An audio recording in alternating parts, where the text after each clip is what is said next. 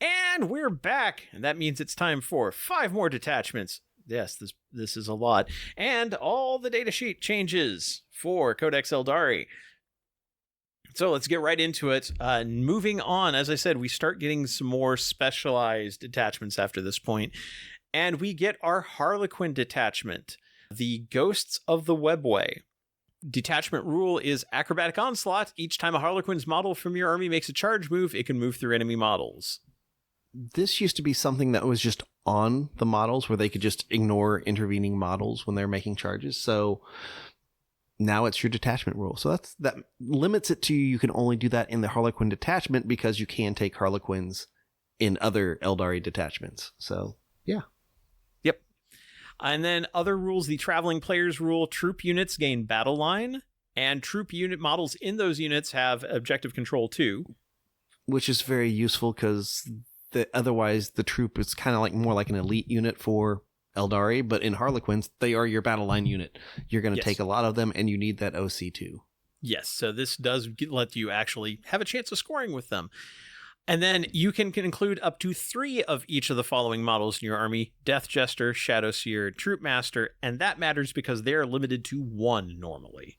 Yeah, I think they're listed as epic heroes normally, so this kind of gives you a way to put multiples, and you'll need the multiples in the unit because you can only take 3 Troop Masters, 3 Shadow Seers. They can lead troops, and you can take 6 troops because they're battle lines. So, yes, fill out all those. So technically, they're actually not epic heroes. Oh, they're not? From the Solitaire. They just have a rule called Traveling Players, which says unless otherwise stated, they can't include more than 1. Okay, that's what it was.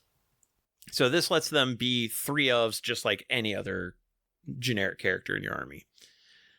You've got your enhancements, Kagorik's Coil on a Troop Master only. Each time the bearer ends a charge move, select an enemy unit within engagement range and roll a d6 for each model in your unit that is within engagement range. And roll a 4-up, or roll d6s. Yeah, roll that many d6s. On 4-ups, they take mortal wounds to a max of 6. So basically, you run up, mortal wound them. I mean, I'm seeing this more and more on people who have like the impact hit tank shot things to cause mortal wounds. So always a good thing. Yep. Mask of Secrets on Harlequin's model only, so it could be on any of the characters. Each time an enemy unit, excluding monsters or vehicles, within the engagement range of the bearer's unit falls back, they must make a desperate escape test. If they're battle shocked, they take it at -1. Murder's Jest, Death Jester model only. Each time the bearer makes an attack that targets a unit before half strength, every successful hit roll is a crit. Useful, but I mean, this Death Jester is only going to limit. He's not going to attack things early. He's going to try and finish things off. Yeah.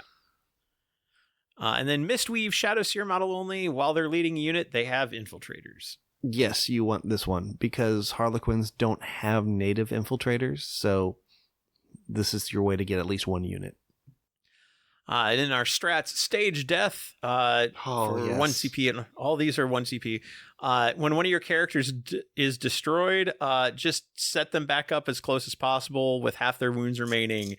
No roll, you don't have to like on a 2-up or anything. It's just, oh no, I wasn't actually dead. You just thought I was dead. You don't know how many times I was sick of this stratagem when I'm playing the Necrons, so I am thrilled that Eldar get it. Drama queens, those Harlequins. Literally. I mean, it just means you have to kill each character twice, just like the Necrons. I don't like this. Heroes fall in the fight phase just after the enemy has selected a Harlequin unit as a target. Until the end of the phase, you fight on death on a 4-up. Useful. Yeah.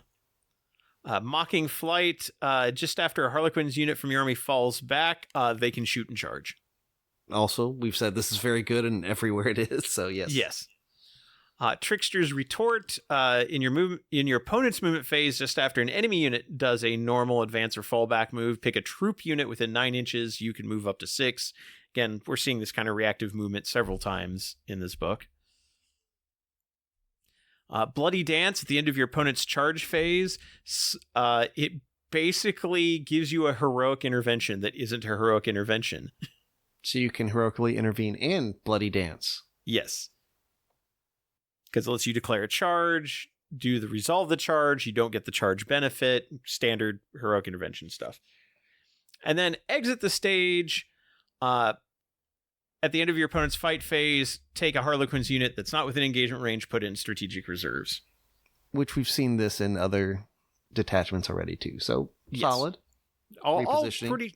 Yep, all solid repositioning stuff. Like, none of this is like mind-blowing, like, wow, Harlequins are like super broken or anything. It's just like, nah, these are all just generally good stratagems. Then we get to the Aeldari, the devoted of Inead. This one has a lot. So, the rule is strength from death. It has 3 parts. There's lethal intent. At the end of your opponent's shooting phases, if one or more Aeldari units from your army were destroyed this phase, select an Aeldari unit from your army, non-Titanic. That unit gets to make a normal move. And that just means, like, you could kill someone over here, far away from something. I could have someone close to an objective move on to it because they're both Aeldari. So yeah, there's no, within range aura ability, anything. Lethal Surge, once per turn, when an Aeldari unit from your army performs the Fade Back Agile maneuver, so the one where you've been shot at and been hit, it can make a Lethal Surge move instead of a normal move. If it does, roll a d6, add 1 to the result. That unit can be moved a number of inches up to the total. When doing so, you can be moved within engagement range. But you can only go into engagement range of the enemy unit that triggered that Agile maneuver. Yeah, that shot at you, yeah. Yes. So if someone's shooting at you when they're within 7 inches, it's very limiting. I wish you could go again into engagement on any unit, but I guess this is so you don't do, hey, we shot at this guy over here. Oh, these guys are, I don't know. Yeah. And then Lethal Reprisal at the start of the fight phase, select an Aeldari unit from your army, not Titanic, that is below starting strength. They gain fights first. Fights first is always good. Fights first is always good. And some other rules on what you can take. Servants of the Whispering God. You can select Aeldari units in your army, even though they don't have the Asuryani faction keyword. Asuryani units, excluding epic heroes from your army, gain the Aeldari keyword. So no named characters, no Phoenix Lords, etc. Also no Solitaires. And they're not Asuryani anyway, so that wouldn't matter. Asuryani units gain the Aeldari keyword, so whatever you take from the rest of the Asuryani stuff will apply to any of these rules. And then you must include Yvraine or the Incarn in your army, and one of them must be your warlord. Which makes sense. The Death Cult is still in its infancy, so you have to have one of the big leaders leading it. Yes. Notice it does not require you to take the Vizarch. You still probably will want to, but... Oh, he is so good. He is not a requirement for this detachment. Your enhancements. The Gaze of Inead. Farseer model only. The Bear's Eldritch Storm weapon has devastating wounds. That's solid. Storm of Whispers. Warlock model only. In your shooting phase, after the bearer has shot, select an enemy unit hit by one or more of those attacks. They must take a battle shock test. Okay. Archon model only. Yes, you heard that right. This is Borrowed Vigor. Add 2 to the attack's characteristics of the bear's melee weapons. Okay. And Morbid Might for a Succubus model. Each time the bearer makes a melee attack, you can reroll the wound roll. That one is very solid. But it does require you to take a Succubus, which you may or may not, depending on what you're doing. The enhancements are very focused. I'll say it that way. And then our strats. Pall of Dread. In any phase, select an Aeldari unit from your army that was just destroyed while it was on an objective. And basically, the objective marker is sticky.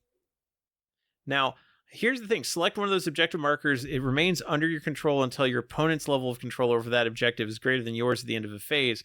Technically, your level of control, I guess it's the level of control right before the last model is removed. That's how I'd interpret it. So it will only be barely held, but still technically held. So if you get shot off an objective, this will matter. But if you get fought off an objective, probably not. Well, also, if you get fought off an objective, I mean, they're standing on it. I mean, well, I guess, when does level of control get set? Is it at the end of a phase usually?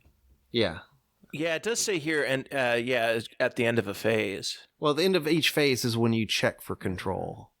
So So so if you get shot off of it, would the level of control have been set at the end of your opponent's movement phase? So it still could be like the full unit's worth.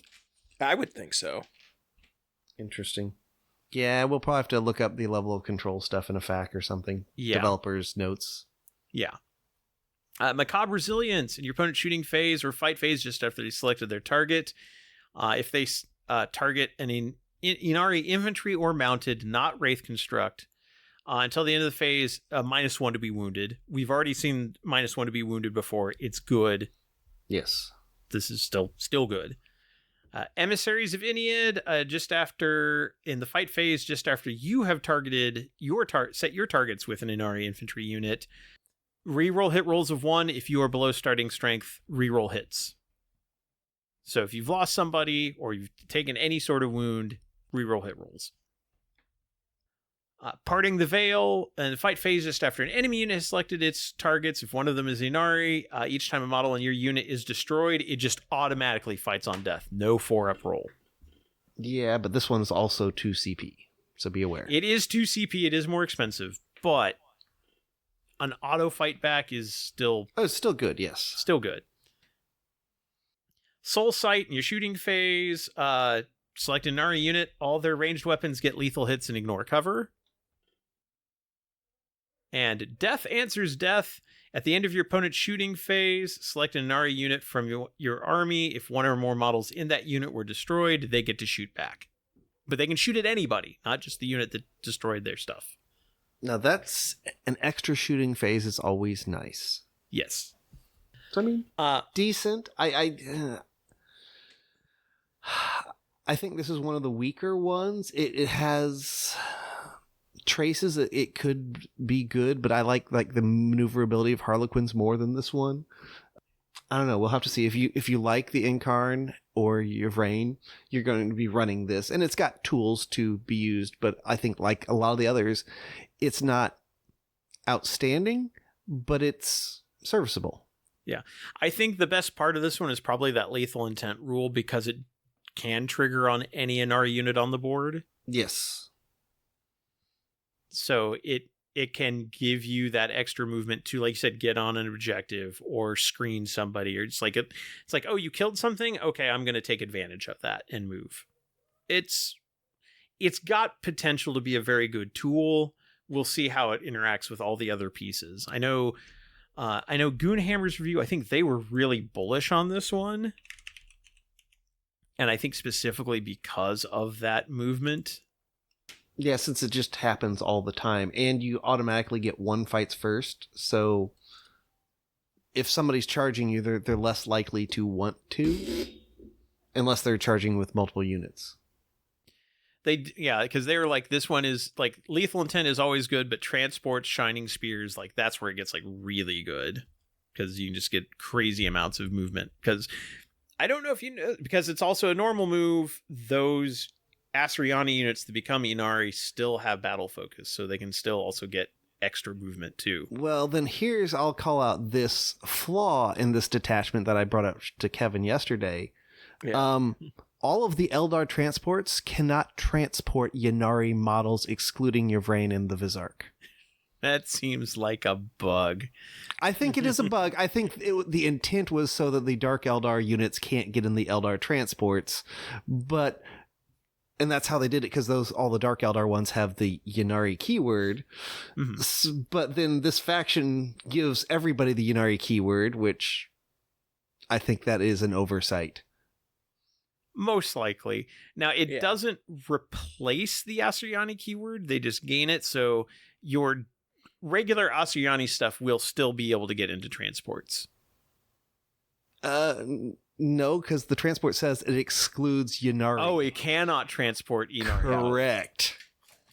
Whew. So had they just worded it saying Asuryani and Harlequins, because Harlequins can get in it, which I still find kind of weird, Harlequins getting in a Falcon or a Wave Serpent, but you can. But yeah, I think this is just an oversight that they'll probably FAQ. I agree. Yeah. They should have given the Inari Drukhari another keyword in addition. Yes. Like just say they, if they had said Drukari and Ari or something like that, there's ways to get around. So I imagine we'll see an errata on this. They'll have to. Yeah. It's just sad when we have to have erratas before it even comes out. Well, I mean, that's just standard. I know. Standard operating procedure now. I'm still sad about it. I mean, it's preferable to never having FAQs. Okay, I'll agree with that. But it also makes the book even less worth the purchase if it's incorrect on launch. But yeah, but I still like all the lore and pictures and stuff. The lore, I think the lore in this one is pretty well fleshed out. It's better than some of the other ones which have been kind of slim on lore. This one's actually pretty solid. Moving on, detachment number 7, the Seer Council. Hey, fate dice, but not as you know them. These are a very different kind of fate dice.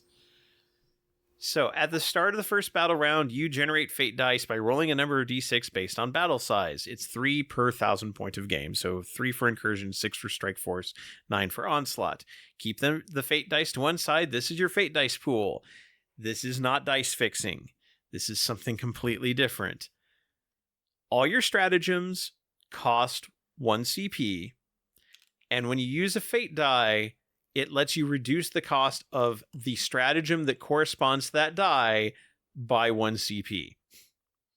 So it gives you a pool of 6 free stratagems during the game, but those stratagems are going to be randomized. I mean, when you say it like that, in a way, like you said, here's like 6 free CP, which that's awesome. But that you're limited to whatever you rolled is not as awesome. Right. And there is a chart that's like that, matches fate die value to stratagem. And I'll be reading them in order, so I'll make sure to say, like, this is a 1, this is a 2, this is a 3. But it doesn't really matter because it's random. It's whatever you roll. Now, there are a couple things that can modify this, such as the first enhancement, Lucid Eye. All of these are Astriani Psyker. Makes sense. Seer Council. That totally makes sense. In your command phase, you can add 1 or subtract 1 from the value of 1 fate die in your fate dice pool.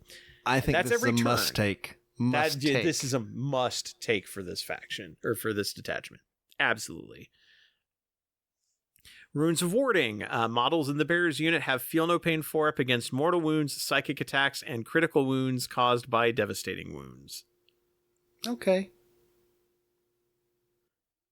Stone of Eldritch Fury. Add 12 inches to the range of ranged psychic weapons equipped by the bearer. Yes, please.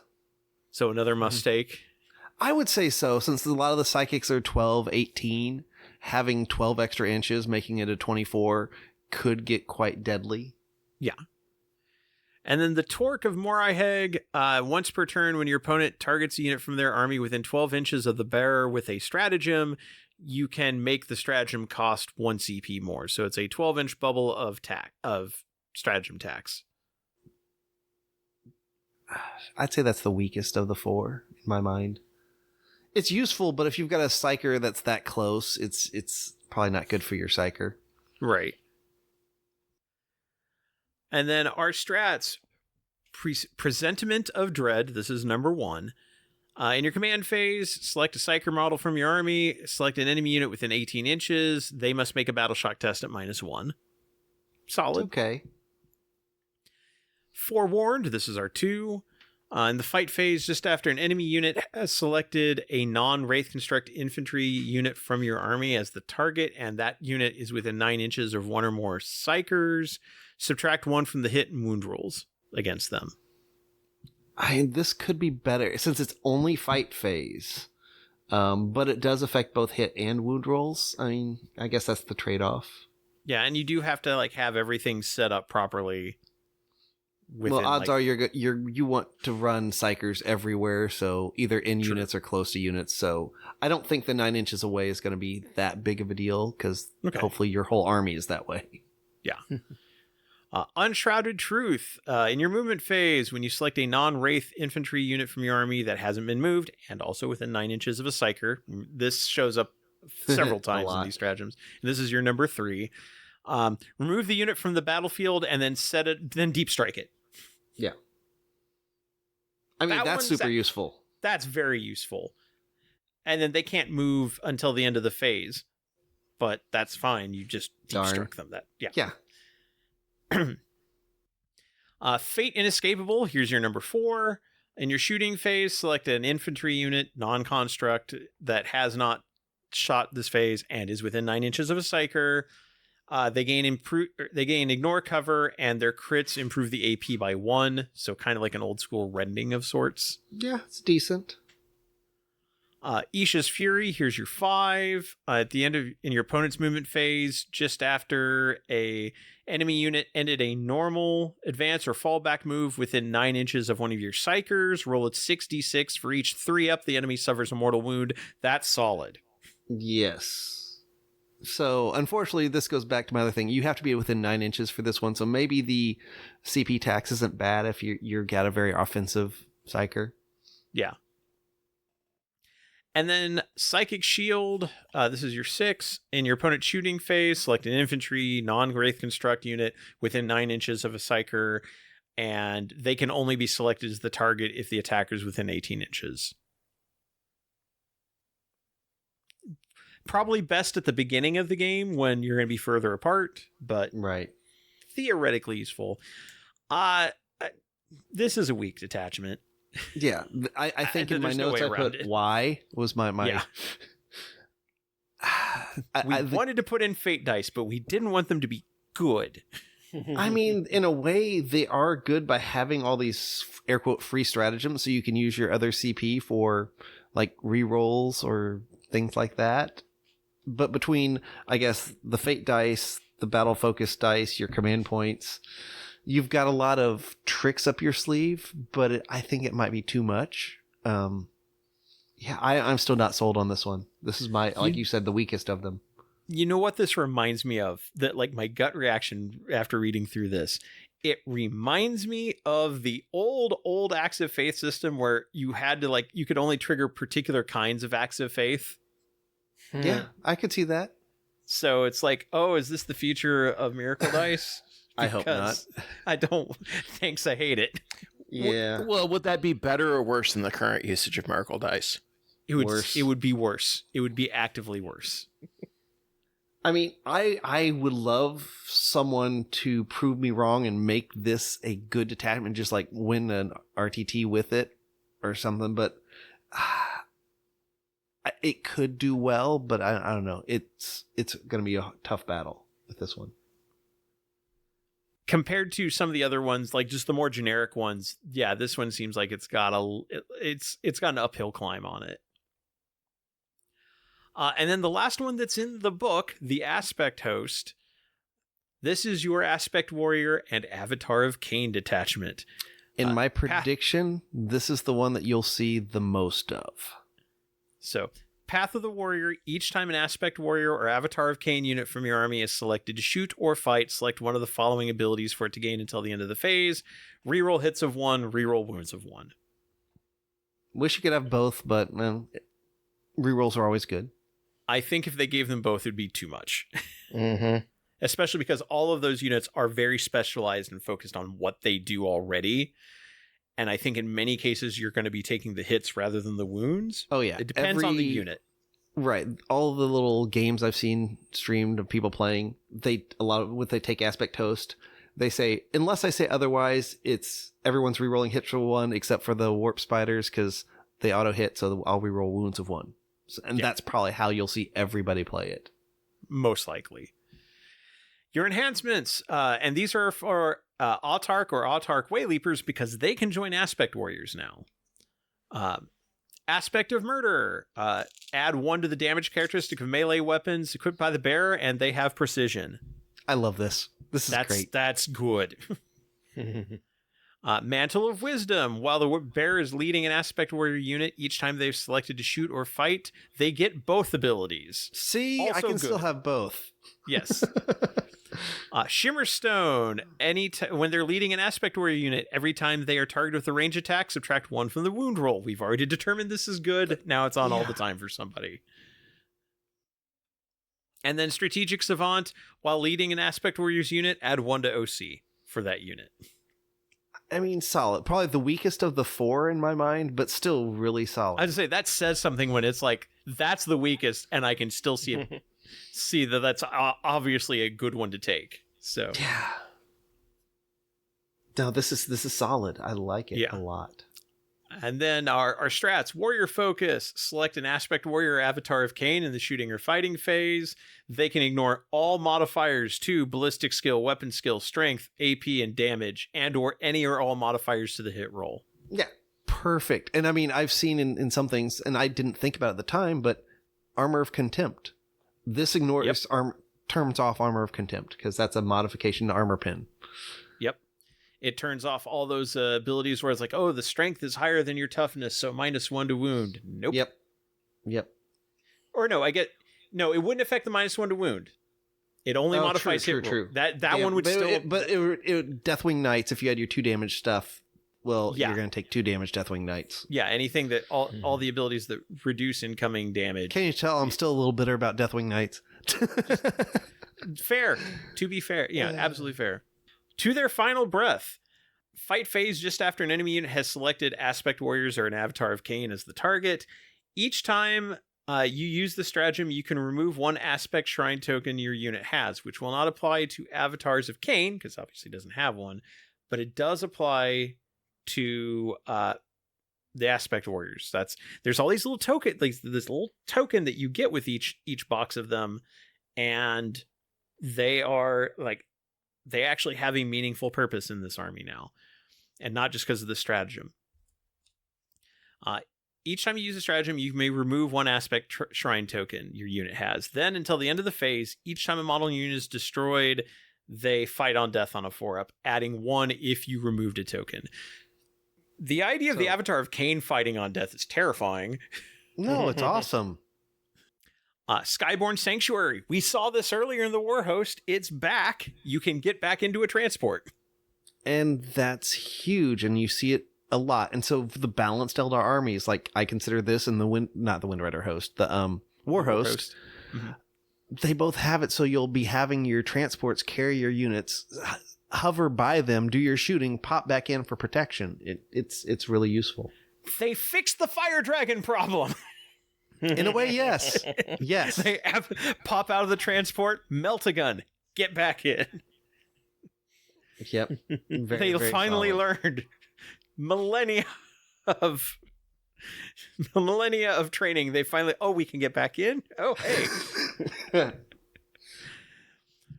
Doom Inescapable. In your shooting phase, select an Avatar of Cain. Wailing Doom has a range of 18 inches and a damage characteristic of 8. I want to like this because it really sounds awesome. You'll only be using this against big things, and all the big things have invuln saves, and that's what makes it sad. Yeah, but damage 8. Like, that'll take out big things when it gets through. Yeah, that's the thing, is if you use this, they have to make their invuln save or like really get hurt badly. But I mean, I like it, but I see so many people make those saves, and it makes me sad. Let's see. Preternatural Precision. In your shooting phase, select an Aspect Warrior unit. You can remove a Shrine token again. Then select 1 of the following abilities, or 2 if you removed a Shrine token. Ignores cover, lethal hits, sustained hits 1. This is a very solid strat. Because just getting to choose sustain, lethal, or ignore cover, and then spending a token to get just 2 of them, it's like, okay, cool. And then Cain's Vengeance. When a non-monster, non-vehicle enemy unit tries to fall back from an Aspect Warrior or Avatar of Cain unit, they have to make a desperate escape test, -1 if they're battle shocked. We've seen that one before. It's a good one again. Although hopefully, you're probably hoping to just kill them rather than leave them alive long enough to try to fall back. But right. Now, this one is just solid, well balanced. To the point of maybe being a little, considering the units it focuses on, maybe a little bit on the powerful side, but... Yes, that's why I said I think this is the one you'll see the majority of the time, unless somebody is just doing a theme for either Harlequins, Ynnari, Wraith, Jet Bikes. Guardians and Seers are the 2 that I think you probably won't see much at all, and then you might see a little bit of the War Host. But this is going to be the biggest one people will probably take. And I'm not going to go into a full read through of the Armored Warhost. If you want We talked coverage about of it in that, Grotmiss. look at our Grotmiss coverage. And if it's on YouTube, it's on part 2 because it was later in the Grotmiss releases. So the detachment rule in the Armored Warhost was ranged weapons equipped by your vehicles have assault, and you can reroll advanced rules for your flying vehicles, which is all of them except for Warwalkers. So here's my one complaint here. The only battle folk or agile maneuver for vehicles really is star engines, which lets you add d6 plus 1 to your move characteristic. But that's when you do a normal move. And the vehicle detachment lets you advance with everything and because it gives all your weapons assault. So yeah, I guess that saves more tokens for Swift as the Wind. But yeah, Star Engines would be the one vehicle one that is actually not useful in the vehicle detachment. Yeah, I would say that it does let you cover everything else. Yeah, it's not bad. I think, it's like the Warhost ends up being a better version of this. Oh, yes, I'll agree with that one. So, like, is it terrible? No, but I think it's also kind of designed in this weird space where I'm not sure which design, like, were they basing it off of the existing design or the new design? It kind of fits in with both, but not a little of both. Amazingly, but the fact that if you do want to go vehicle heavy, this would still probably be the better detachment to take because you get the extra deep strike with the vehicle, and there's the enhancements to heal vehicles. So I mean, it still has its place, but it's a very niche one, like the jet bikes or anything else. Right, just very focused, and you're probably better off running other detachments. But yeah, if you wanted to go like all vehicle, sure, fine. All right, now it's the big list. The list of all the changes. First, as always, let's pour one out for all those who did not make the cut, primarily from being Finecast, with one exception. So the Autarch Skyrunner, Karandras, which really surprises me. He's the one Phoenix Lord who didn't make it. The rumor is that because they had put out the Striking Scorpions in a Kill Team box, they thought, well, we've already redone them, let's redo the others and the Phoenix Lords for them, and thus he got forgotten about because his aspect was in a Kill Team as opposed to the Codex. What? GW's various lines not talking to each other and collaborating? Go fig. No, never happened. It's Karandras, the Warlock Skyrunner Conclave. Now, you can still take Warlock Skyrunners, but not that particular unit. Yeah. And then we've already mentioned Illic Nightspear and Prince Iriel not appearing in this book. And then finally, the Webway Gate fortification is gone. I don't think anybody's terribly put out by this. No, it caused more issues than it actually solved. So yeah, I have only ever seen it used as a generic terrain piece on an Eldar table. Yeah. Yeah. And then we have 3 units that did not change. 2 of them don't matter, and 1 of them is very good. The 2 that don't matter are the Hemlock Wraithfighter and the Crimson Hunter. No one cares. They're aircraft. No one cares. Rude. It's true. Tell me I'm wrong. No, I'm not saying you're wrong. I'm just saying it's rude. Hey, I have 3 Crimson Hunters that are probably I'm not so going to see the for you. board at all. And the Avatar of Cain, the first unit in the book, is still phenomenal. I mean, and if we'll go back to the stratagem, his normal Wailing Doom is 12 inches and damage of d6 plus 2, so you're adding 6 inches and making sure that your damage roll is a 6 in a way. Yeah. On the other hand, there's a lot, like, depending on what you're fighting, like, yes, like, knights have invulnerable saves, but there's a lot of marine vehicles that don't. Oh, then that would just, yeah. Repulsor Executioners, Gladiator Lancers, the things that put out big damage. Yeah, they're dead. He will murder them. He's also such a cool model too. So also he's one of the few characters like him. He does not need to select the hit rolls of 1. He can take the rerolled wound rolls because he already hits on 2s. That's true. So yeah, he's just he's probably wounding on 2s on a lot of things. So yeah, he's wounding on 2s or 3s. Strength 16 will still wound a lot of vehicles on 3s. So rerolling 1s, but then 18 inches sustained hits D3 and then maxing out the damage at 8. Yeah, he's a vehicle killer. So now, if you're playing the aspect host, like he's a must take. Absolutely, he's just so terrifying. But those are the 3 things that didn't change. We have some new units. We will get to those as we get to them.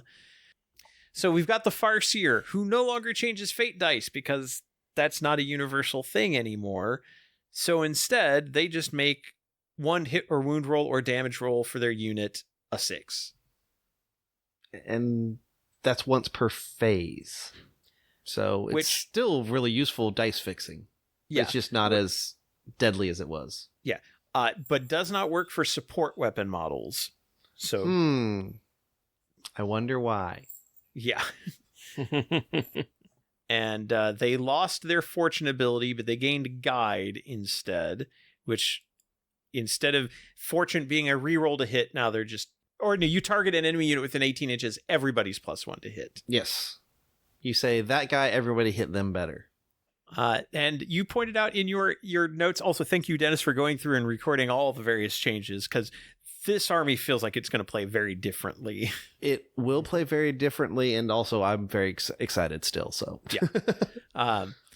Also, they cannot join Warlocks, the Warlock Conclave. Although they can join a unit that Warlocks have already attached, so they can kind of join in with Warlocks, but not just a pair of Warlocks. I think this is a misprint. I think they'll be joining the Warlock Conclave. Right. You've got the Farseer Skyrunner, who has kind of the same ability, just under a different name, while he's leading a unit, which he can join Warlock Skyrunners. So he can join a Warlock Conclave if they're on bikes or Wind Riders. Yeah, he can change a hit roll, wound roll, or damage roll to a 6. So same thing. Lost his version of guide. Instead, it's misfortune, target an enemy unit within 18 inches. Every time they try to make an attack, they're -1 to wound. So instead of you saying, hey, you're -1 to wound to hit my unit, now you just pick an enemy unit. That enemy unit is -1 to wound on everything. So a little bit different, a little bit less powerful. It depends on what you target. If you target something that has multiple weapons and can split fire, true. Like I think targeting vehicles could be very useful depending on what they're armed with.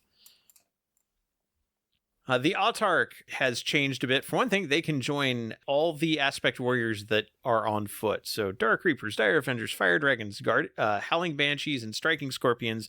They can also join Guardian Defenders and Storm Guardians. You'll note Warp Spiders and Swooping Hawks are not on there, but that's for the Autarch Skyleaper, who is the more mobile Autarch. They used to have the Superlative Strategist ability. It's now just called Path of Command, and that's you reduce the CP of a stratagem by 1. And they have a new, so Superlative Strategist got renamed to Path of Command. Yep. And now there's a new Superlative Strategist, because that's not confusing, that lets you re-roll advance rolls and any rolls made while performing an agile maneuver. Which that's really useful, especially in the Warhost. Yes. Actually, it's useful anywhere, but yeah. And while they lost the ability to take like Banshee Masks or Mandablasters, because I guess there's it's not modeled, so we're not going to take it. Or the confusion of, I've got a Howling Banshee Mask on this guy who's joined Dire Avengers, that type of thing. Yeah. Yeah. So instead, they gave, if you join Howling Banshees, they gain fights first, because the Banshees have fight first, and they gain infiltrators and scouts and stealth if they try Striking Scorpions, because they also have those in all the units. All the models in the unit have to have those abilities for them to work. Yep. So makes sense. good general use leader type. Obviously, you're going to see these in the aspect host a lot. We'll probably see them in the war host, although the war host, they're just solid. The Autarch Skyleaper, or Wayleaper. Autarch Wayleaper. He was the Skyleaper, he's now the Wayleaper, I think. Oh, right. Yeah, my bad. No worries. So Skyleaper's gone, Wayleaper's here. Wayleaper's here. Effectively the same unit. And this is the one that can be attached to Swooping Hawks or Warp Spiders. And instead of being an aura of +1 leadership, instead you can get a battle focus. When they're leading a unit, you can get a battle focus token back on a 3-up after using one, which more mobility, solid, and then the same path of command that they have for the other Autarch. Yeah. My only sad thing was this was the one that used to get you like the extra CP that you just have lone op on, so you could have him hiding wherever, lone opping, giving you extra CP. So sad that that's gone, but actually kind of happy that he can join Swooping Hawks or Warp Spiders, because that's what he was supposed to be doing anyway. So right. Let's get in some named characters. We've got Eldrad, who instead of giving you 3 more fate dice, because that's not a thing that is a thing anymore, he just gives you a CP. You just auto gain a CP if he's on the board. Yep, so here's my guy I want to auto take for my CP. And also his second ability, Doom, it didn't change, but it's still an amazing ability.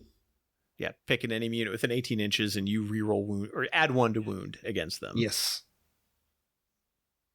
And he can join a Warlock Conclave. He can. So, which is why I think it's a misprint. Most likely, yeah. All right, let's get into some Phoenix Lords, which do have the Aspect Warrior keyword, as well they should, so they will play nicely with the Aspect Host.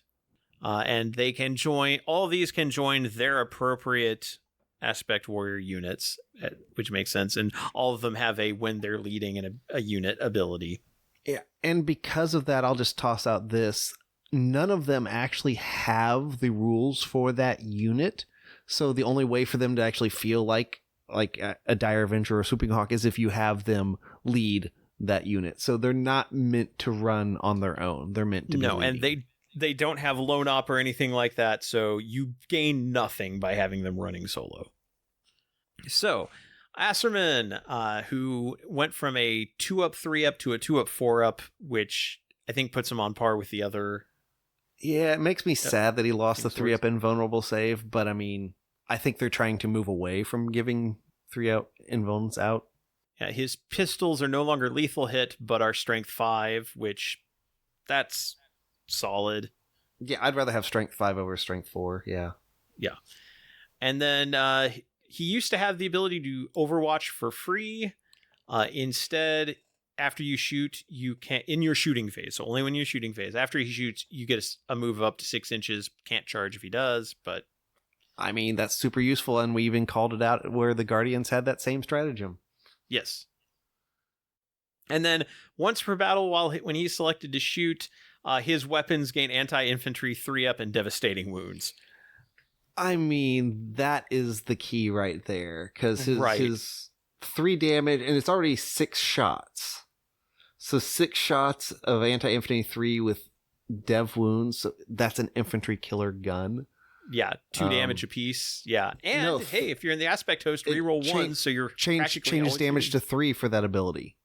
Oh, right, so right. So you can Terminator kill with that. Yeah. I dig it. I mean, I would expect to see Asherman with 10 Dire Avengers in a Wave Serpent in a lot of lists. And that's one where you maybe even combine that with that warrior focus stratagem that keeps people from reducing the damage. Yeah. So yes, no, these Terminators will die. I will make them die. They will fall over dead. I mean, Asherman, I just at first glance, I was like, yeah, he's okay. But then as I started digging in more, it's like, wow, he's a wrecking ball. Moving on to Baharath for the Swooping Hawks. He's got Deep Strike, as one would expect, and Fly, moves 14 inches. He used to have an ability that gave him, +1 to hit? Yeah, all the Phoenix Lords were very generic and gave their respective aspect +1 to hit. So I'm very thankful they all have a unique ability now. Yeah. His unique ability is now every time he is set up on the battlefield, which he does uppy downy, built in with his Cloud Strider ability. Every time he hits, it's a crit with a ranged attack, and his weapons have lethal hits. So every hit will auto wound. Yeah, which is very good. And I'll do the little spoiler. So his ability of the Cloud Strider that gives the uppy downy is something that the Swooping Hawks themselves used to have and don't have. So now if you want the Swooping Hawks to have that feel again, you have to have Baharroth leading them. Honestly, that's probably more balanced, because that was one of the things that the Swooping Hawks could just uppy downy for scoring all the time, and having it limited to one unit, probably better. Yeah, and I'll agree with that. And it's a 3-inch uppy downy, which, do you think they'll change that to a 6-up? Yeah, I'm sure all of them are going to get changed to 6. Yeah. And then there's Fuegan. Do you hate vehicles? You want Fuegan. I mean, so first off, the Fire Dragons, we'll get to the Fire Dragons. They're already really good against vehicles. Fuegan, oh my god, while leading a unit, adds 6 inches to the range of their Melta-Guns. And that will affect Melta range. Right, we always said that the problem with them is they had 12-inch range. I was like, oh, you're so close, but 6 extra inches there. Now you're at 18. That feels like a sweet spot of 18 is a really good range to be at. I mean, it'd be better if it's 24, but 18, oh, that's amazing. It solves their biggest problem of, I am so close to you. And his weapon is also, both its shooting modes are Melta, so that will add 6 inches to those also. Right. So, like, his Lance version is range 18, so now you're 24 you're at Melta distance at 12, and it's Melta 6. Yeah. And it's also strength 14. Strength 14. Yeah, D6. AP minus 4. Yeah. But let's say you want the beam version instead, which is 12-inch range, so 18 if he's leading a unit. Strength 8, AP minus 3, 2 damage, 3 attacks, but with sustained hits 2. Also, he comes back to life on a 2-up. Yeah. He's terrifying. Also, GW did send us the new models for like all the new Phoenix Lords and kits. I've been building and painting them as part of the raffle army, the charity raffle for Midwest Conquest. I am working on finishing up Fuegan right now, and he's honestly up. Like, I will say a lot of these models have very finicky little bits. Putting some of them together was a little bit of a nightmare in a couple of cases. But Fuegan actually went together pretty easily, and even with like his decorative back banner and everything, he paints really easily, surprisingly. And I think it does help that they're all kind of like monocolor with some detail. Mm-hmm. But no, I like how the models look. I'm painting Fire Dragons. The colors orange and yellow are a blight on painters everywhere, and I hate it. But I'm doing my best. But Fuegan is more reddish orange, so he's easier. See, and I still have the goal of, after I get all the new Phoenix Lords, I'm going to get like the old ones I own with the new ones and kind of take pictures of them together just to see how they've grown up. I've seen the scale difference is impressive. Well, not just the scale difference, the detail difference too. Oh, yeah. But yeah, Fuegan, absolutely terrifying. Also, slightly slower than the others. Like, well, it's not that he's slower. It's Janezar is faster, and Baharroth is faster yet. So, yeah, because they all move 7 inches. They're all tough 3, 2-up, 4-up, 5 wounds, OC1. Pretty standard epic hero stuff. Yeah. Speaking of Janezar, she's got fights first, which makes sense. Her unit of choice does too. If she's leading a unit, they auto advance 6. They ignore vertical distance, and melee weapon is anti-infantry 3. Yeah. Well, I'll toss this in there. The Banshees have advance and charge.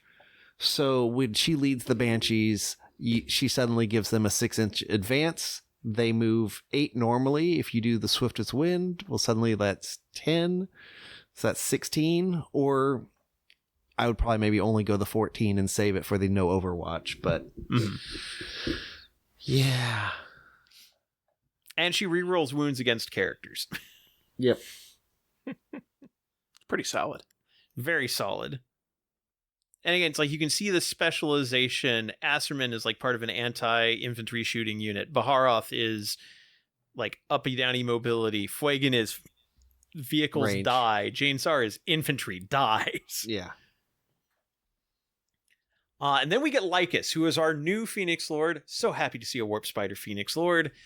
With Deep Strike, when they're leading a unit, units can charge after flicker jumping, which their Exarch can take some passable melee weapons. I still don't know if I would ever really want to do that, but it's there as an option.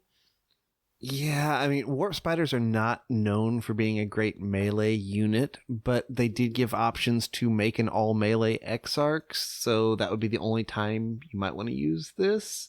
And also, like we noted, Lycus themselves doesn't have flicker jump, so you have to join a unit to be able to actually flicker jump.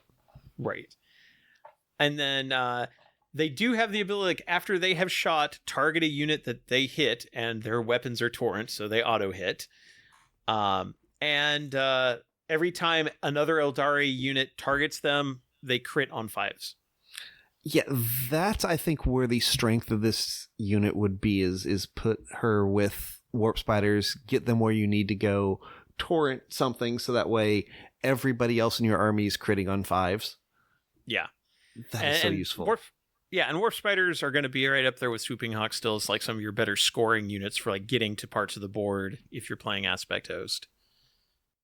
And with like 12 inches of movement, being able to deep strike, like her weapons aren't amazing. The Brood Twain, which is her spinners, Torrent, Ignore Cover, Twin Linked, D6 plus 3 attacks, 1 damage. It's like Warp Spider's weapons are not as deadly as some of the other options, but they can definitely mess with like light infantry, and more importantly, they can move around the table very easily. So like that's where you're going to get your benefit. Magan Ra for the Dark Reapers. His ranged weapon got better AP, which is always solid. And instead of giving his unit +1 to hit, because again, those are all those abilities were very generic.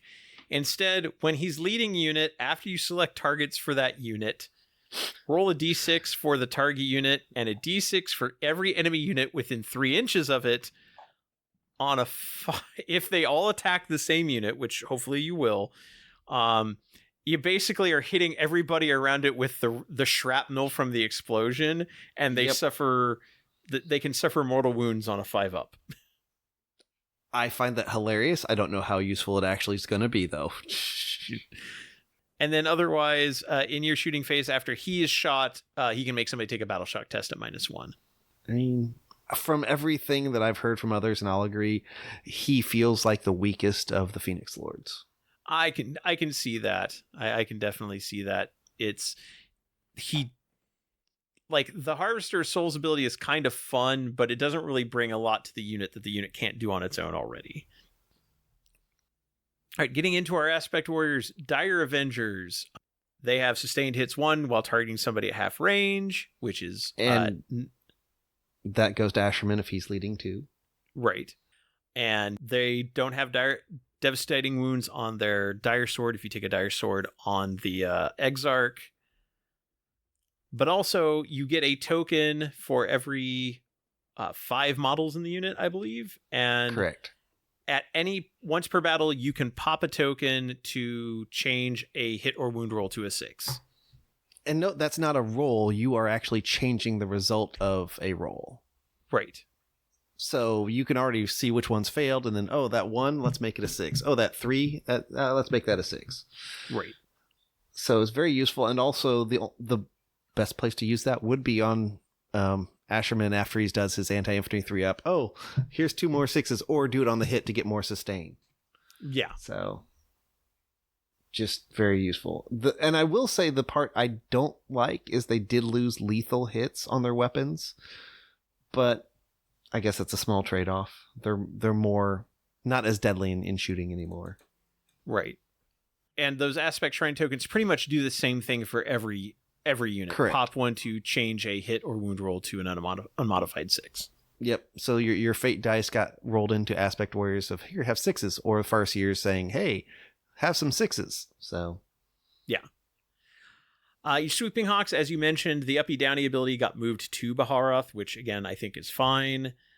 But also their grenade pack still works, so when you are set up or when you fly over somebody, if they're within 8 inches, roll a d6 for every model in the unit, which is generally going to be 5. I don't think you'll ever see people running these as 10. They're better as smaller units. Yeah. They'll do mortal wounds to a max of 6. And that's going to be their biggest thing now, is just fast moving mortal wound generating. It's kind of like an extra grenade throw in a way. Yeah. And they changed up the weapons a little bit, like the Hawk Talon that the Exarch can take. Lost Assault, which is the only weapon. I think the Scatter Laser also lost Assault, but that is understandable. But otherwise, their stuff has Assault. So again, it's probably better to take the Assault weapons, keep them moving fast, doing mortal wounds, etc. Fire Dragons. We mentioned hating vehicles. In your shooting phase, each time you make a range attack that targets a monster or a vehicle, reroll hit rolls, reroll wound rolls, reroll damage rolls. I mean, that's just beautiful. Yeah. And why would you ever take the Dragon's Breath Flamers on this unit? That's not their job. Right. I mean, at one point in Eldar history, that was the only flamer in the army. So, I mean, yeah. But no, the fusion gun even got better, because it used to be, or it gained assault. Now, they do still have the problem of they are strength 9 melta weapons, but at least being able to reroll the wound rolls mitigates that somewhat. Right. And the fire pike's still better. The fire pike is still phenomenal, yeah, at 18-inch range melta 3. It's the weaker version of Fuegan's weapon. I mean, part of me is tempted to try out their new melee weapon, the Dragon Axe for the Exarch, because it comes in at strength 6, AP -4, D6 damage. But that doesn't help kill vehicles. That's more of a just curiosity, I guess, of do I want to try and hurt thing? I don't know. You'll probably still take the fire pike. Yeah. And also all their weapons have assault. Yes, that's the part I was trying to say. Is they're just so you can move them a lot and still shoot. It's great. Howling Banshees. They fixed the Howling Banshee strength problem. Yes, by giving them all anti-infantry 3-up on all their melee weapons. I'm truthfully fine with this. This makes them feel deadly against infantry, which is what they should feel. Yeah. And the fact that anti-infantry 3-up and they're doing 2 damage. Banshees are going to be Space Marine killers again. Yes. And even with the Executioner, it goes up to 3 damage. It's your Terminator killer. I'm very happy with the changes to the Banshees. I mean, It's nothing groundbreaking. It's just the biggest change is anti-infantry, because they can already advance and charge. They get the shrine tokens like everybody else, but I'm happy with them. Yeah, and just all their attacks went up a damage except for the Triskel, which is your ranged melee crossover thing. So, yeah, I don't think you're going to see too many people taking the Triskels. You'll just take Banshee Blades, Executioners. Yeah, and you still get pistols in case you get stuck in. So yeah, and again, you're hitting on 2s. So maybe you take the hit rolls of 2. Maybe you take the wound roll reroll in the aspect host. Oh, yeah. Maybe this one wound rolls a 1 because you want those wounds. Well, you're anti-infantry 3-up, so I don't know. Well, that means you roll those 2s. Right. You can only reroll once, but that still gives you more chances to hit 3s if you roll. Right. Yeah. I can see going either way on that one. Yeah. And they've got solid AP. Like I said, AP -2 feels like the sweet spot, and that's what all their weapons are now. So, yeah. And then the Warp Spiders still have Flicker Jump, which does let them have a 24-inch range move, but you risk taking mortal wounds as people get lost in the jump. Yeah, it used to be you just lost 1. Now it's you roll for a each D6 model you could lose. For each model, yeah, you could lose a lot. Yeah, it makes them makes their movement gain hazardous. Yeah, that's the best way to say it. Yeah. All their weapons are Ignore, Cover, and Torrent. I think they're fine. I don't know if I think if I was going to for the Exarch, I think I would either stick with the Exarch's Death Spinner, because I don't know if you gain anything from the extra 6 inches of range on one gun in the I squad. don't think you do. And also the Power Blade Array, even though you get 10 attacks, it's strength 4, AP -2, 1 damage. It's okay. It's okay. I still see them as more hop around the board and help support other units, is how I still see spiders. Yeah. And then Dark Reapers, the Reaper launchers got better strength, better damage, better AP in the case of the Star Swarm if you're wanting to do more shots. And I think all the shuriken cannons across the board gained lethal hits as like their abilities. Yes, so. the two big weapon changes are shuriken cannons now have lethal hits, and all your scatter lasers now have sustained hit 1. So that'll be across the board for the entire army. Yeah, and they ignore all penalties to hit or to ballistic skill is their thing. So they're solid. They're fine. They're probably one of your better, like they're your best heavy weapon infantry squad. Shining Spears. These guys got a lot of changes in the abilities. They lost their 4-up Jink, but that's a strat you can take in the Windrider host. Right. They ignore vertical distance when they move, pretty much any kind of move. I think that's great because we've noticed it in some games, especially with people doing taller and taller terrain to prevent big things from being seen. It's faster to actually just go around the terrain like an infantry than it is to go over it because they're so tall. So you have to measure that movement. Yeah. Right. So being able to ignore vertical distances actually is going to give them an advantage where they can actually like go over the big tall terrain pieces. Yeah. Their lance weapons all got better damage, which leans in nicely to anything where it's like, hey, after you killed a unit, do a thing. Right, and I mean, when I was looking at them, like, okay, Shining Spears, okay, they feel like they got nerfs because their survivability went down. But yeah, that a buff to 3 damage on all their lances, that's Terminator Killer, and they've got the strength to do it on those. So, yeah, I think there's heavy infantry killers. Maybe they can hurt monsters a little bit if you get enough. Well, considering all their weapons have anti-monster, anti-vehicle 3 up. Oh yeah, I forgot that part. Yeah, in melee. In melee. But so they're still hitting monsters, heavy infantry and melee or in vehicles. Yeah. And there is no reason to not give the Exarch a Star Lance. Agreed. Absolutely agreed. So, now the Shining Spears are an all around, like they are a threat to anything. Yep. Striking Scorpions don't get a Phoenix Lord. Instead, they just have the ability to do crits on a 5 if they charged. Yay. Yeah. I mean, that's good because all their weapons have sustained hit 1. So you'll get more hits. They have 4 attacks each with their attacks. So you're going to get more and more hits with that. But I don't know. I've always liked Banshees over Striking Scorpions, and that's still holding true for me. Yeah. They did gain infiltrators and scouts and stealth.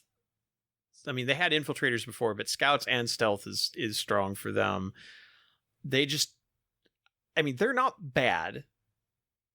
I just don't know if they necessarily, like, if you had to pick, I think there are other aspect warriors that will do better for you. To be fair, if you're running an aspect host, you will want at least 1 squad for the infiltrate, because otherwise you're normally using rangers or something like that to infiltrate. And these guys don't have like the reactive moves that rangers have, but they have probably better survivability than a ranger unit. Yeah.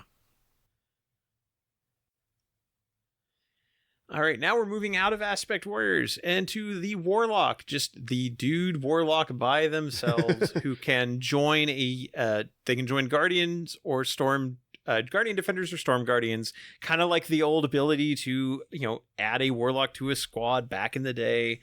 They can still join if an Autarch has joined them or a Farseer has joined them. And their ability, their Runes of Fortune, is now only a make somebody -2 to charge when they're charging you. Still useful because guardians are kind of fragile and you don't want to be at charge. So -2 to those charge rolls is useful. So one thing they did gain was Psychic Communion, which when they're using their Destructor Psychic attack, for every other Psyker model within 6 inches up to a max of 2, the strength and number of attacks goes up, which it's normally D6. attacks, strength 5, so you can get it up to d6 plus 2, strength 7. Which is solid. And Yeah. it kind of goes back to a few editions ago where the strength of the warlock spells, or like maybe the number of dice you generated, was how big the unit was, and as you lost warlocks, they got less powerful. So I like this little callback to that. You've got the Warlock Conclave, which is what happens when you run 2 to 4 warlocks as a unit. And yes, as you said, Farseers can't join them, which does feel like an oversight. Editing Rob here. Games Workshop has since released a Day Zero FAQ and errata that does address some of the issues that we would be discussing in this section, but I'm cutting it out for time purposes. That first off, they did fix the issue with Farseers being able to join Warlock Conclaves. That is clarified. Also, Warlock Conclaves and the Warlock Skyrunner Conclaves are not characters and cannot join if they are another unit if they are already an attached unit, which means if a Farseer joins them, they cannot join another squad. So that has been fixed from the print version of the Codex, which is incorrect. Don't pay attention to the shenanigans of being able to join a Farseer and a Conclave to a group of Guardians. It doesn't work that way. It's one or the other. That's it. All right, and the Skyrunners have the same Psychic Communion ability, the same Destructor ability, and their runes of battle used to be choose stealth or ignore cover. It is now just ignore cover. Which I'm fine with, especially I want to put those, because cover is so easy to get in this edition.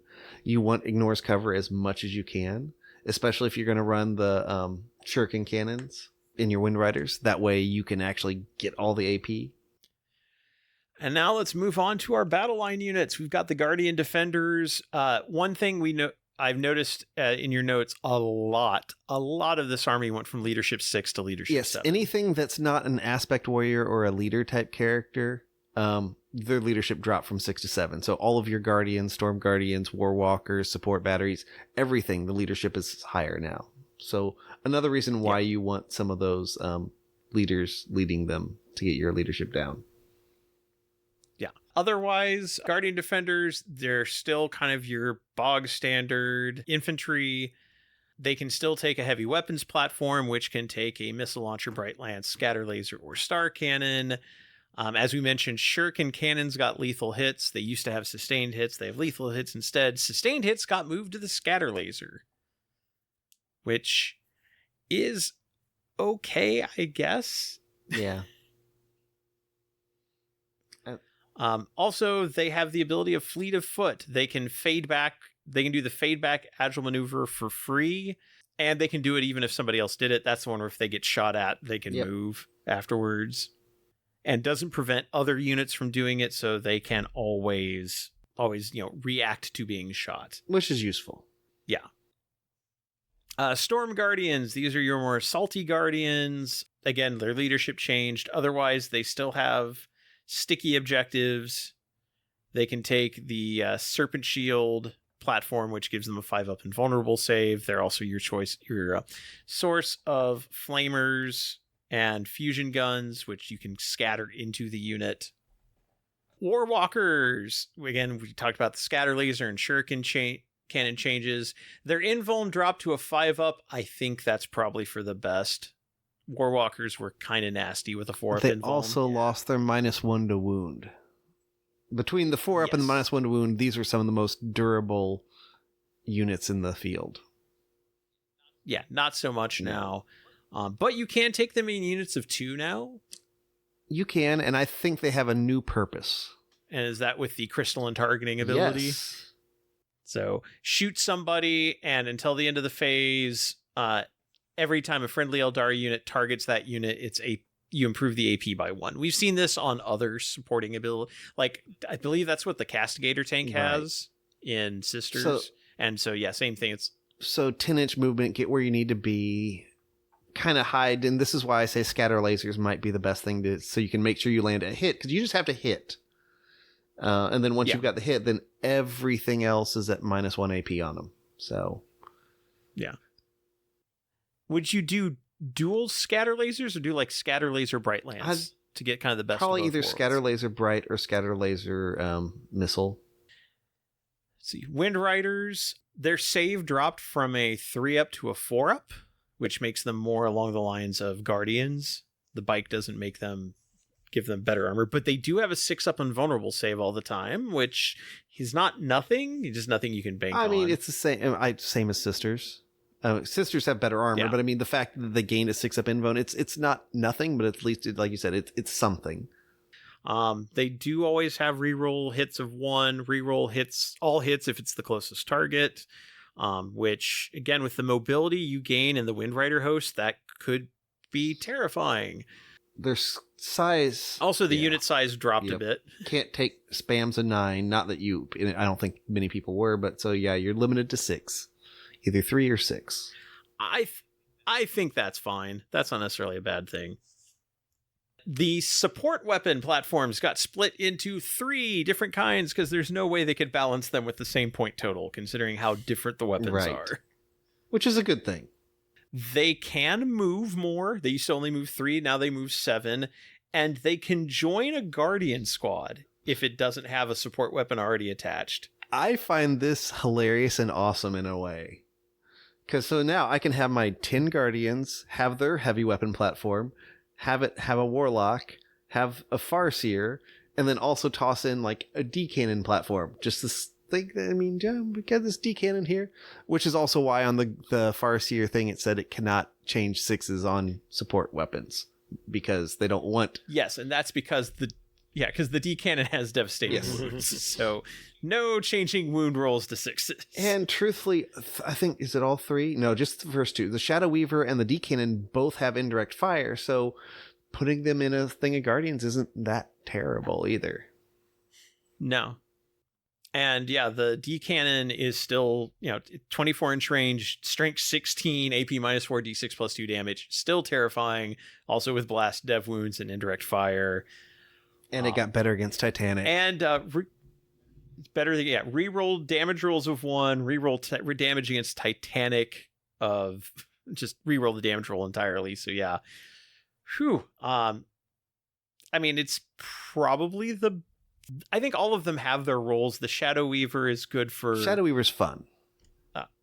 Shadow Weaver's fun because you can hit a unit with it, and then every time they move, their moves are hazardous. Yes. And having people have to take hazardous tests for movement is just fun. It probably won't do that much damage unless it's a horde, but still useful. Hey, against the right... Again, it's one of those things, like, against the right unit, the right target, it could be devastating. Vibro Cannon... And then the Vibro Cannon... I'm still not sold. Yeah. I mean... It's kind of the middle of the road, which means it's not good at anything. That's a good description for it. Yeah. I mean, it's not terrible against elite-ish infantry, I suppose, but it wants you to stack attacks from multiple vibro which you can only ever take 3. Right. So yeah, of the 3, D-Cannon and Shadow Weaver are going to be the most useful, and it's still going to be somewhat situational based on what you think you're going to face more of. Then we get into our outcasts a little bit. We've got Rangers, who are your infiltrating stealth sniper types. With no changes, really. No real changes other than the leadership change. 5-up, invulnerable against ranged attacks. Precision long rifles, they're fine. They're good for infiltrating onto the board to get like near They're your objectives cheap early infiltrators that aren't aspect warriors.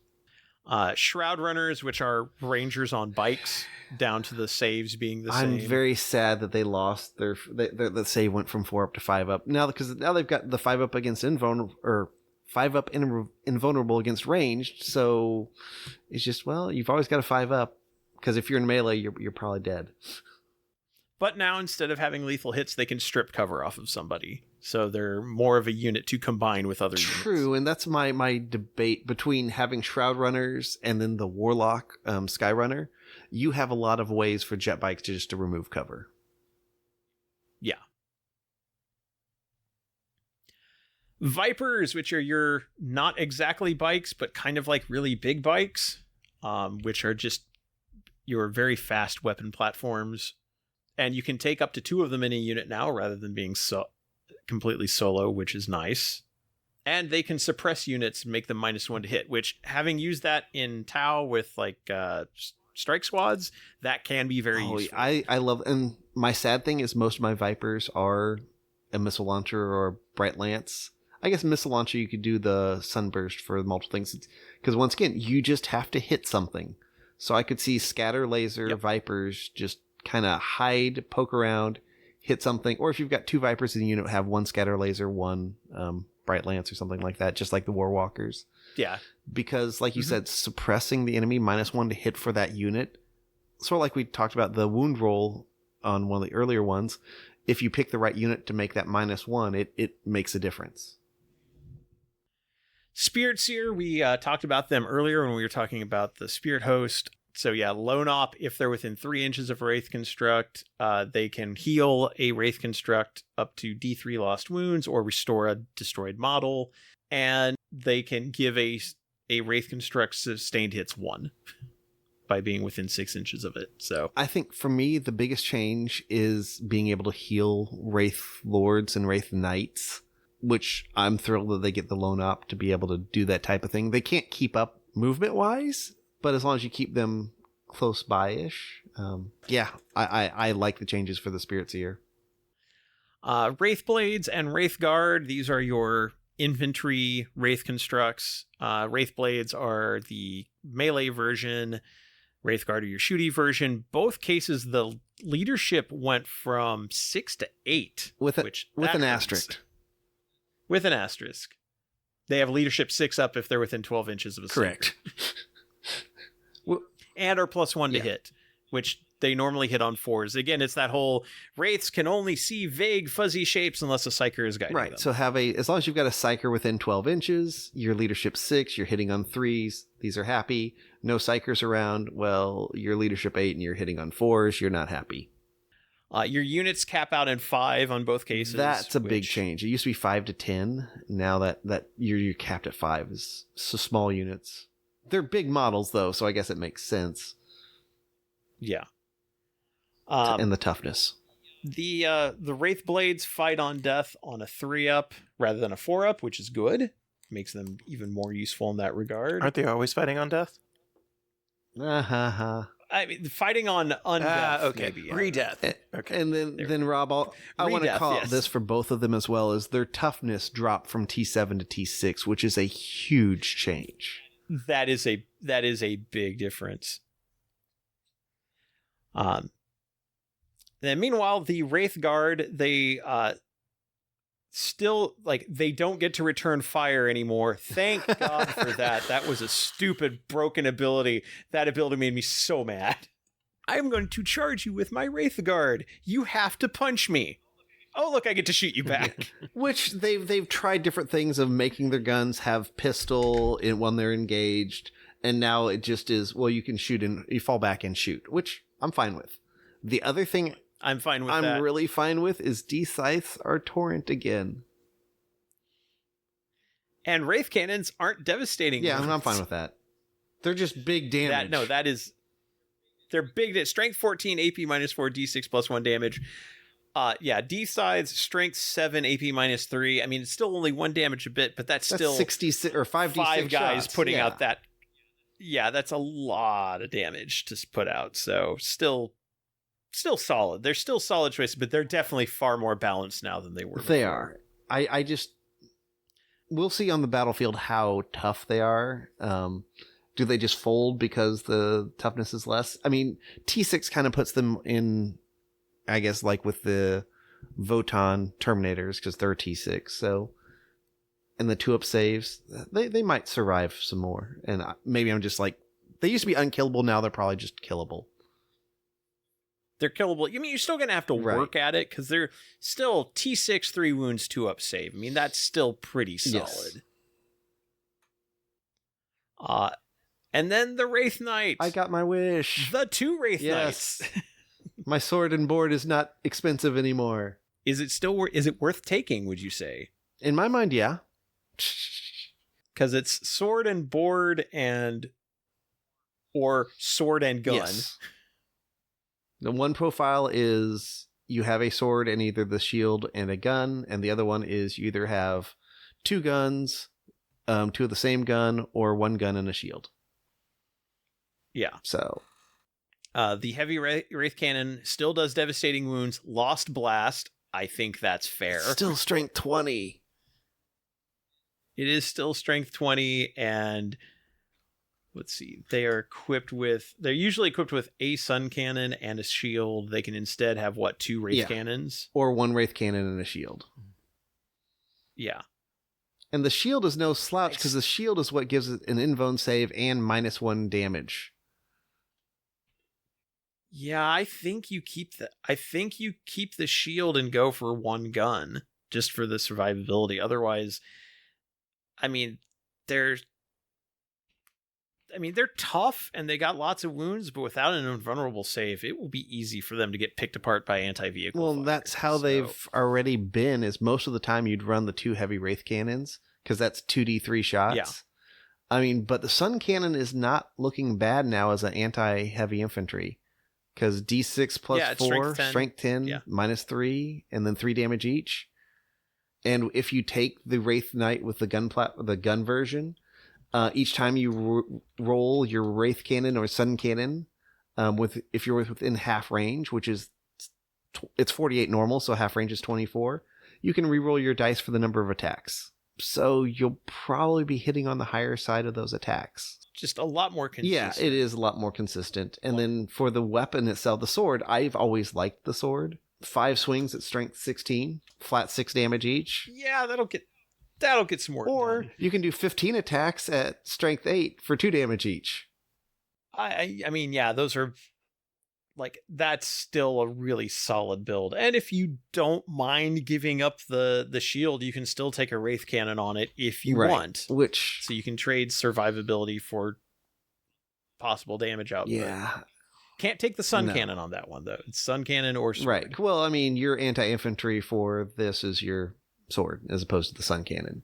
Right. I don't know. Yeah. I probably will still take sword and shield and have it just be, and it's still going to be in the 300 point range, I'm going to guess, which is probably a good point range for a giant monster that's going to be able to swing a sword at things and has not much range. You can still take the Star Cannon and scatter lasers for shoulder weapons, but yeah, I'm pleased that I have a giant monster with a sword that can go hit things. Yeah, they seem like far more viable. The sword seems like a far more viable choice now than it was before. It was not balanced properly before. Yeah. Wraith Lord continuing the pattern of losing leadership and toughness. Although again, if they're within 12 inches of a psyker, it's not +1 to hit. It's +1 weapon skill, ballistic skill, which is different, but effectively the same. And the fated hero rule is kind of interesting. Pick infantry, monster, mounted, or vehicle, and every time you target a unit with that keyword, you pick that at the beginning of the game, every time you target a unit with that keyword, reroll hits and wounds of 1. That's solid, actually. That's very solid, and the fact that it's at the start of the battle lets you kind of tailor to what are you facing. Right. What are you going to be hunting, Wraith Lord? Let's decide. And the fact that vehicle is on there, or monster, so if it's Tyranids, monster, if it's like Iron Hands, vehicle, something. And this, if you have the Ghost Glaive, which why wouldn't you? I mean, that's strength 10 in melee. I mean, not the best, but that reroll 1s to wound will help. So yeah, it's a big solid And the fact that Ghost Glaive, yeah, and it doesn't stop you from taking both shoulder weapons. So this is another case where you might take, instead of like dual Bright Lance, I'm thinking maybe Bright Lance and Missile Launcher, just to have a mix of, because you don't know what you're going to be facing. Right. So maybe I'm going to be facing more infantry. I'll pick infantry, and then I can fire my missile launcher as a starburst. Yeah. And you still have shuriken cannon or shuriken catapults or flamers on your wrists too. So it's got some weapons. So like I think you can tailor this to whatever you're facing. You will be equipped to deal with it. Then we get into our Flyers, aircraft. Yay. Okay, done. Moving on. Unchanged. Unchanged. Still suck because this edition hates aircraft. Falcon cannot transport jump pack models. So it really didn't change. Yeah, the Falcon didn't really change other than the leadership change. It's still it is the Razorback of the Aeldari world. Well, and the fact it has deep strike. That's the biggest thing for it. Yes. And unfortunately, it lets you reroll wound rolls when you get out of it if you shoot the same thing it shot. But people like to use that for Fire Dragons, but now Fire Dragons just do the rerolls themselves, so they don't have to be in the Falcon other than unless you want to deep strike them. So, yeah, I mean, the Falcon is still perfect for transporting Aspect Warriors because they'll fit an Aspect Warrior and their Phoenix Lord and shoot something and give you reroll wound rolls against that. Like, that's still very solid. The Wave Serpent is your larger capacity transport, and the Serpent Shield is not a gun anymore. Yay. Thank goodness. Instead, it's just the standard. If the shot is higher than its toughness, which it's T9, then subtract 1 from the roll. I'm good with that. Standard. It's a good thing to have on a transport that's supposed to be a hardy shielded transport. Yes. And same twin-linked weapon options as before. So it's still a good weapon platform and transport. It's just a good all-around vehicle. The Night Spinner, which is your monofilament tank, still gives -2 movement and charge rolls against something that you've hit. Its guns no longer have devastating wounds, though, which is fine. Yeah, you're seeing that trend. This army had too much. A lot of devastating wounds this army are gone. Had too many devastating wounds. Yes. The Fire Prism is still your. Still has the linked fire. The linked fire is still kind of cool. I mean, it's still kind of cool, but the problem with the nerf on that is it used to be you got your entire shot. Now if you link fire, whoever's linking only gets 1 shot. So instead of 2 shots of death, now you just get 1 shot of death. Which, I mean, that's fair. Yeah. But I do like that the dispersed version, the blast version, is now AP -2 because, like I said, that seems to be the sweet spot to kill things. And yeah, AP2 is good. 2 damage is good for like the Fire Prism is still an all-around useful tank. It just you won't use the linked fire. No, you'll use the linked fire if you just have nothing else you can see that needs to, or if you just there's a knight that really needs to get hit a 3rd shot, you can link to get that 3rd shot to it. But more likely than not, you'll just have both Fire Prisms move to where they can see the knight, so you get 4 shots as opposed to just I don't know. Moving on, now we're getting into some of the weird stuff. We've got the Corsairs, which no longer have their own faction keyword. They're just Asuryani. They just also happen to have the Anrath keyword, which does nothing. No changes to either of them. No changes to either of them other than the leadership change.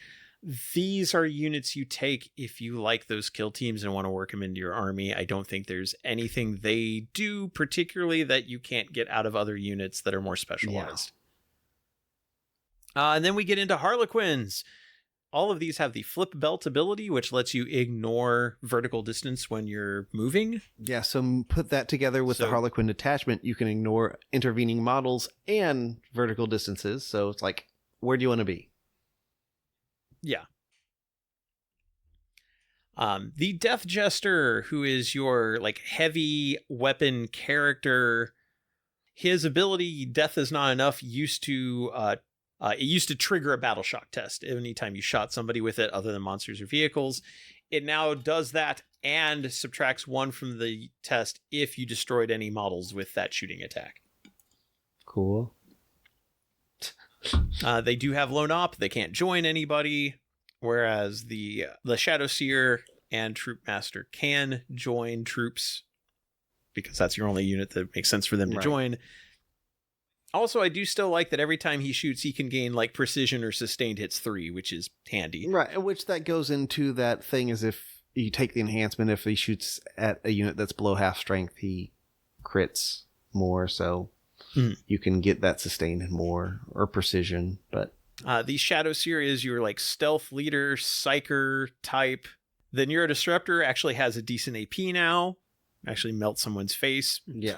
Anti-infantry 2 up and AP 2. Very solid. He can, they can give a unit lone op 18 inches effectively instead of stealth because they already have stealth. Yeah, well, that's if they're leading a unit. So yeah, that's if they're leading a unit. So suddenly you've got a stealth lone op unit, which is very nice. Yes. and they can make or anyone targeting them with melee weapons as the weapons gain hazardous. Ow. I mean, I don't know how much that'll come up, but when it does, it'll be funny. Well, considering that Harlequin troops like to get up close and personal because that's where their killing power is. I mean, I'll agree with that, but we're hoping we kill you before you swing back, right? That is true. But you did also lose the ability to advance and charge. True. That was a huge thing. The Solitaire's invuln dropped to a 4-up, which that's fine. Still stealth lone op. Fights first. Still has the blitz move. Still awesome advance and charge.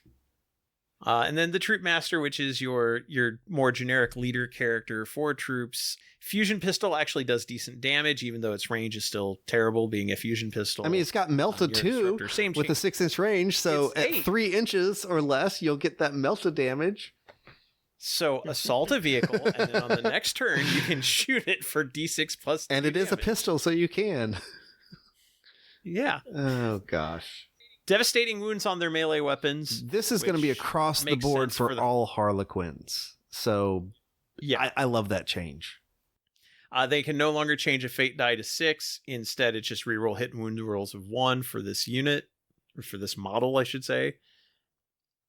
And while they're leading a unit, they can consolidate 6 inches instead of 3, so they don't need to use that agile maneuver. And they don't have to go towards the closest model. Yeah. Yeah, they just have to end up as close as possible to the closest enemy unit, which means you can kind of dance around a bit, which fits. The troop itself, again, devastating wounds on all the melee weapons. Same changes to the fusion pistol and Neurodisruptor. And I found the one interesting thing, the unit break for their special weapons used to be you had to take more. Now it's down to just 9 to 10. So as long as you take 10, you can get 4 of the special weapons in there, which is pretty cool. Yeah. Because you can take them at a minimum of 5. You can take them up to 12, which seems an odd size point. The box used to come with 6. That might still come with 6. That might be why. And the idea, like, well, you could make one of them into a troop master or something like that. And then during the fight phase, they can pick to either reroll hit rolls of 1, add 1 to the wound roll, or subtract 1 from the hit roll when they're attacked. So very flexible. Always add 1 to the wound roll. Their strength is horrible. Add 1 to the wound roll. Skyweavers, which are their bikes. They used to have a mortal wound bombing run ability.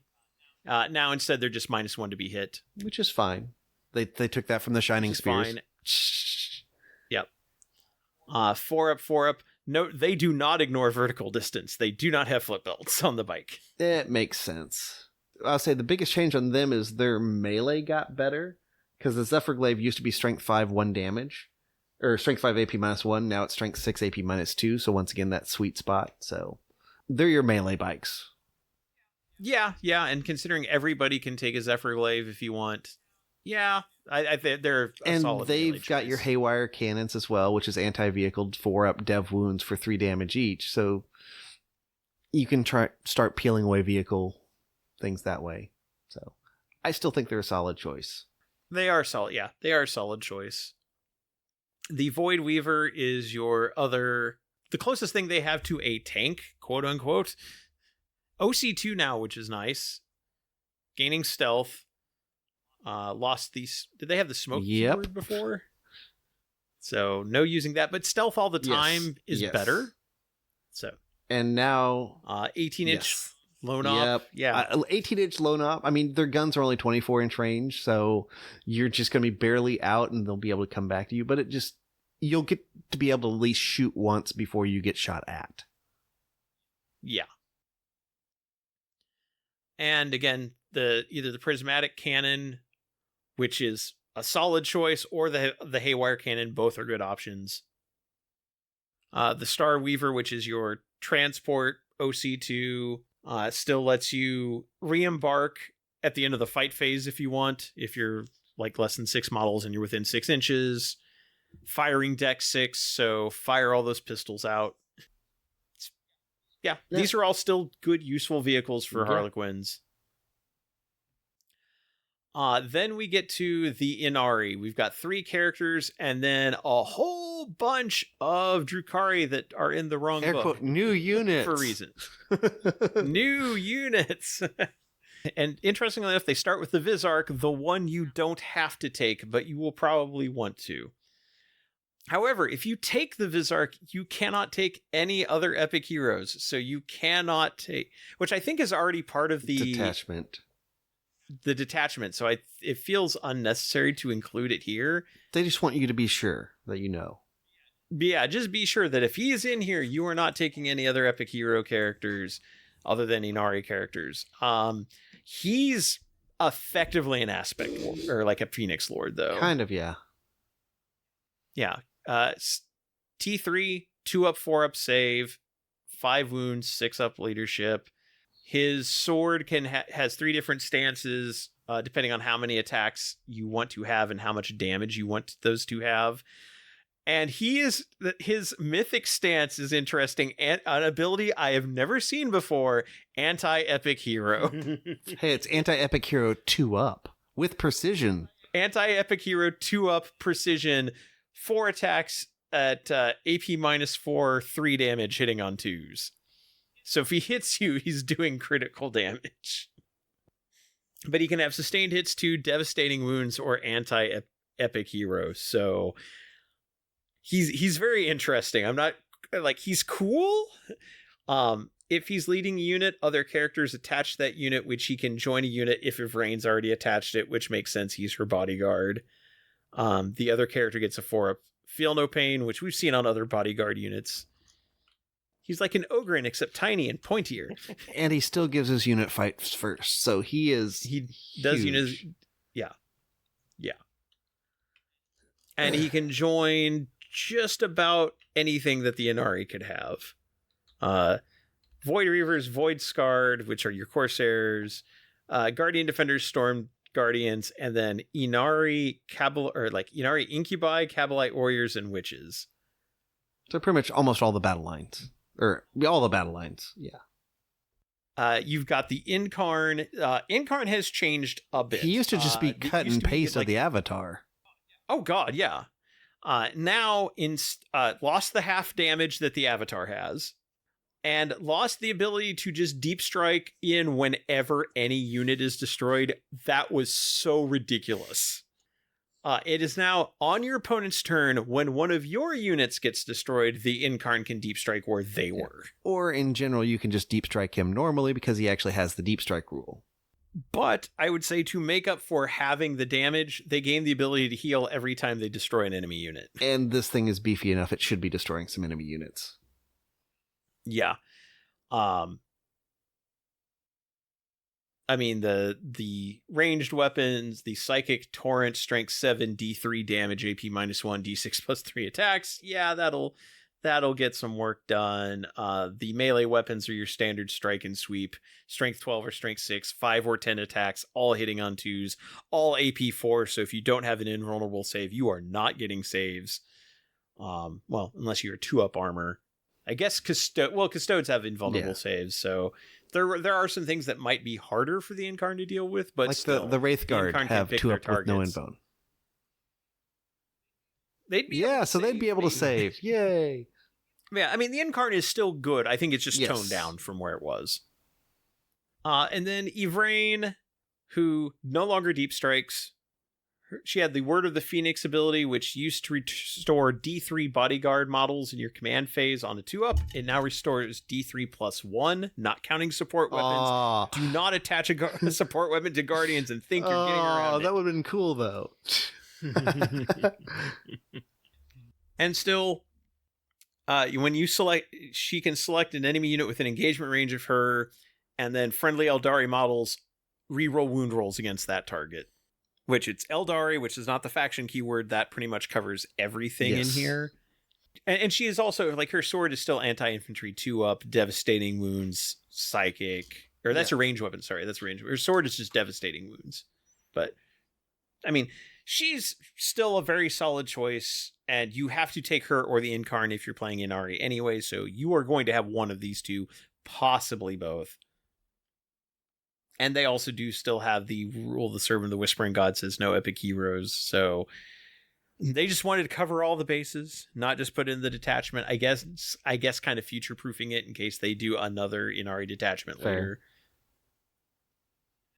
And then I'm not going to get too deeply into the various Inari Drukhari options. I do like that they included in this book, so when Drukhari comes out, you don't have to buy a second book. You can just run them straight from this. That's cool. They did change them up a little bit because they no longer have power from pain. They have battle focus instead. I mean, otherwise, it's all like the non-homunculus coven generic Drukhari stuff. Archon, warriors, succubus, witches, incubi, reavers, raiders, and venoms for transports. Raiders, venoms. No Ravager. No Ravagers. Yeah, just your infantry and transports for the infantry. Yeah. Well, and your reavers as your mounted. And Inari units can get on these if they are the Drukhari Inari units. Which, again, yeah, they're going to have to fix that for the other transports. I think if they just say, instead of they can't have Inari, well, let's see, because they all have the Aeldari keywords. Yep. You couldn't even say, you'd have to say Inari Asuryani, because that's the only way they'd have both faction keywords. So I imagine there will be a day one FAQ for this. For the Farseer, the Warlock Conclave, for the Ynnari stuff, the Deep Strike stuff. Yeah. There's a number of changes. So, this has been a long one. This part of the episode is still 2 hours just by itself. Oh my god. And we still haven't even talked about Crusade. Oh. No, stop. No. It exists. There we go. We talked about it. It exists. We'll one day we will cover Crusade rules. Fair. But today is not that day because I need to eat lunch. This has been a slog, but we knew this.